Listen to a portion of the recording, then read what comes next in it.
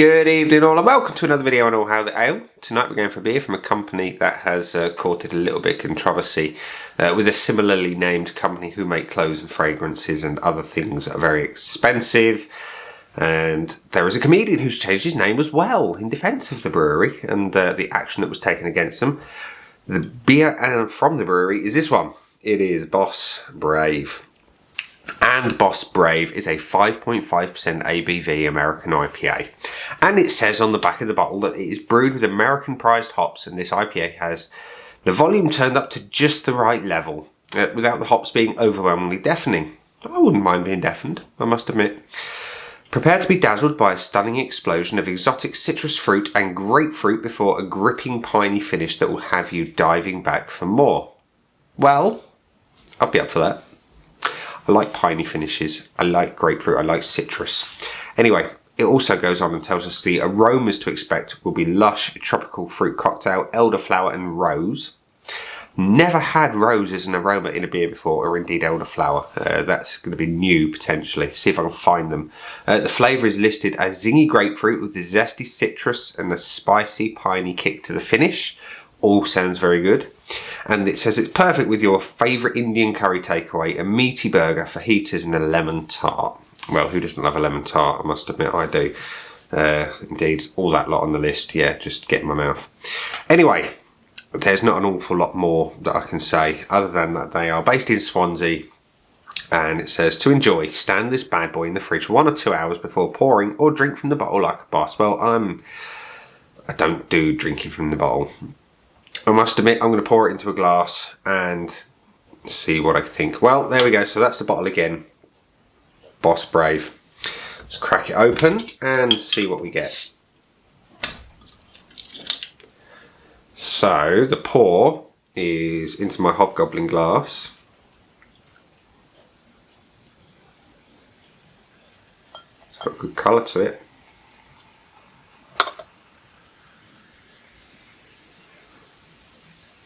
A little bit lively towards the end.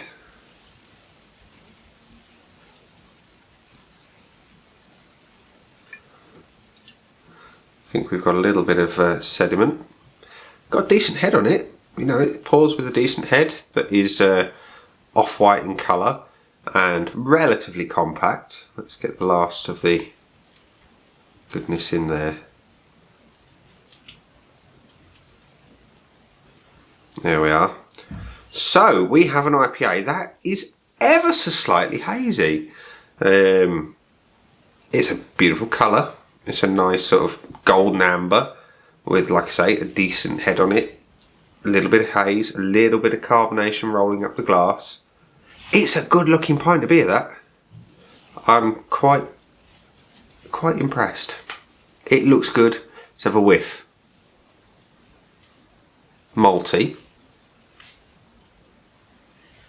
Citrus. It says elderflower and rose. Can I get, is it elderflower? Yeah, elderflower and rose. A lush tropical fruit cocktail. Maybe. Fermented fruits. I'm not really getting rose. Maybe the elderflower, yes. I'm familiar with elderflower, but not rose. Anywho. Let's go on to the best bit, the flavours, which say Zingy grapefruit, zesty citrus, a spicy piney kick to the finish. Do I get any of that? Let's find out. Cheers.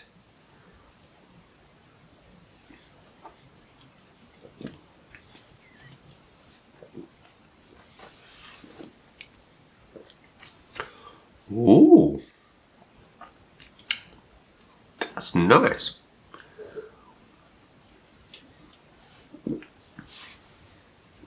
Okay, the first thing that got me was the spiciness.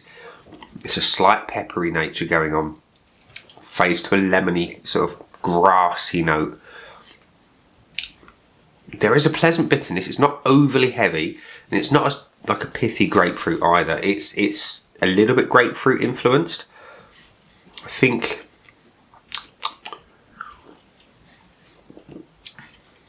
Yeah, think a little bit along the lines of Elvis juice, but better. That kind of grapefruit thing that it's got going on. But the spiciness is definitely there. And it's real creamy mouthfeel as well. And it's almost as if it's been brewed with oats. It's got that kind of thing going on.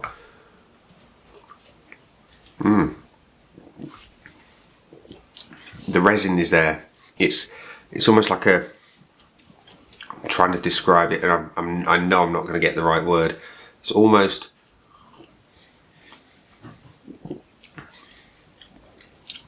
It's yeasty, but not. And a yeasty beer isn't great, but it's got that kind of thing, almost like a wheat beer that you've got going in the background. It doesn't mention it, but it's very tasty. It's very interesting, and it's different. I've never had a bottled IPA that tastes quite like this. It's almost as if it's alive, like a bottle conditioned. I mean, it's not bottle conditioned, I don't think. The fact they tell you to drink it from the bottle would imply that it's not. No, there's nothing in the bottom of there really. No, nothing. So, whatever is going on in the beer, it's tasty, it's alive, it's lovely. Very, very impressed. The finish, it's kind of sweet. It's like a crystal malt on the end, that kind of level of sweetness on the malt. But there is that bitterness there as well. It's an interesting beer, I like it. And I like beers that make me think, that kind of you think 1 minute you get one flavour and then it fades to something else. I like it, it's interesting.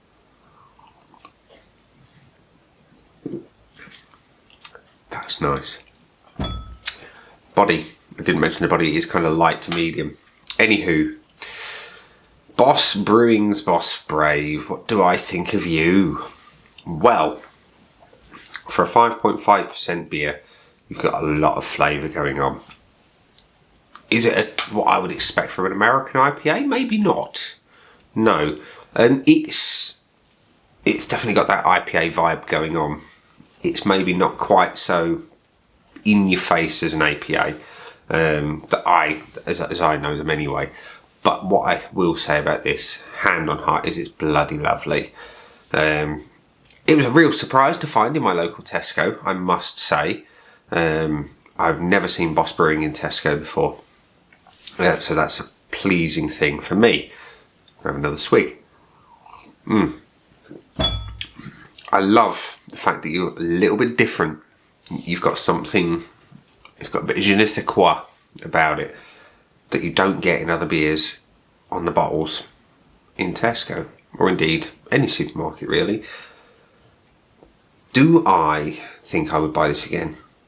Yeah, it was £1.80 a bottle in Tesco, and it's bloody good for £1.80. It drinks like a cask beer.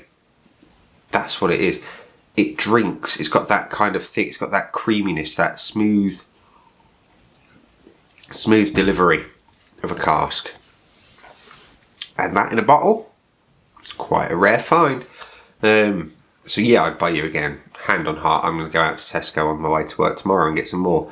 Would I rush out and buy you again? Well, I think that says it all.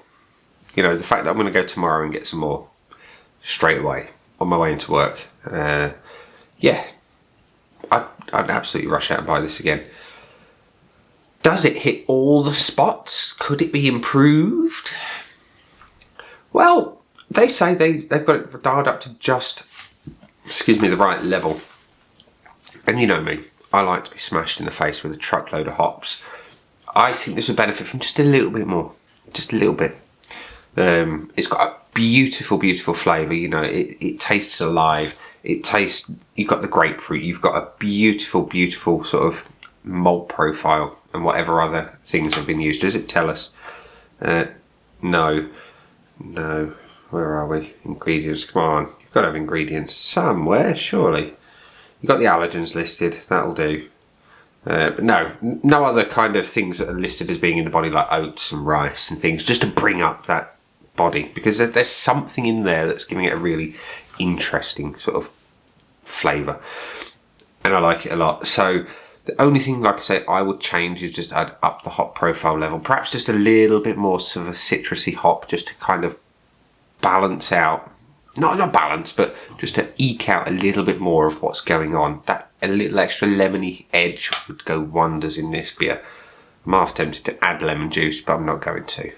Anyway, So Boss Brewing's Boss Brave, I'm going to give you as close as I can get to 5. I'm going to give you 4.75 out of 5 on the old Untapped score sheet because it's bloody lovely.